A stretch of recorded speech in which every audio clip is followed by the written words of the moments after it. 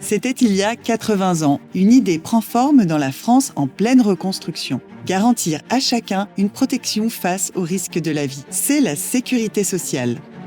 C'est la première fois qu'on décide collectivement de protéger tout le monde sans distinction. Cette invention reste-t-elle un pilier de notre modèle social et un projet de société ?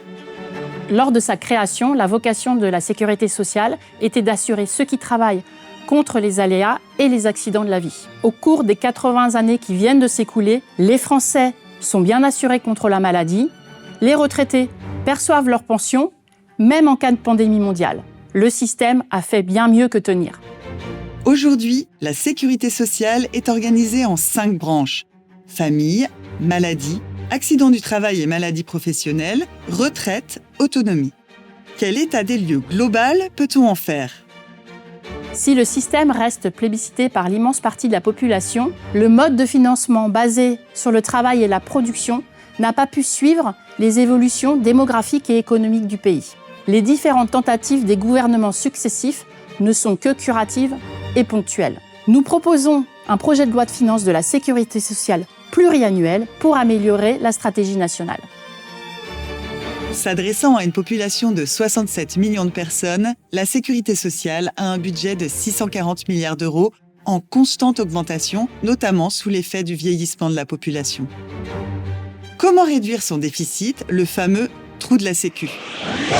Le trou de la Sécu est une invention purement politicienne. Le gouvernement fixe d'un côté les cotisations, les exonérations, de l'autre, les remboursements. Depuis combien de temps les gouvernements successifs n'ont pas présenté ne serait-ce qu'un budget à l'équilibre ? C'est une question de choix politique. Un exemple, lors de la crise Covid, le fameux « quoi qu'il en coûte », sans revenir sur le fond, était-ce à la Sécu de tout prendre en charge alors qu'à ce moment-là, les comptes tendaient à revenir à l'équilibre ?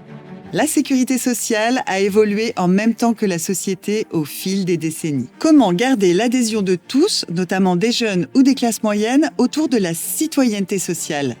C'est la question de la lisibilité du système, de l'équité des prestations et surtout le sentiment d'appartenance à une communauté solidaire. Quand les règles deviennent trop complexes ou trop ciblées, cela risque de fragmenter cette citoyenneté sociale.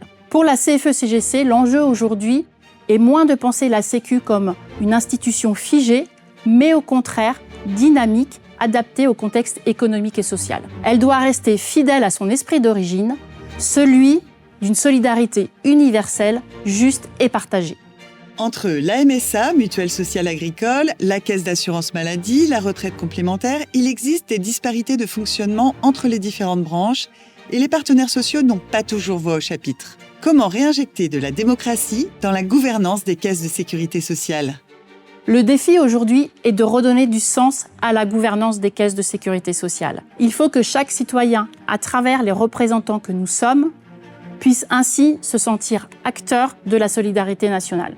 La CFE-CGC pense que les partenaires sociaux devraient tenir une place bien plus centrale du fait de leur connaissance des dossiers, de la réalité et des enjeux. 80 ans plus tard, la promesse de la sécurité sociale reste la même. Protéger chacun à toutes les étapes de la vie. Quels sont les défis de demain ? Vieillissement, dépendance, soutien aux aidants et relance de la politique familiale, les défis sont nombreux. Mais un principe reste intangible pour la CFE-CGC, c'est l'universalité de notre système social.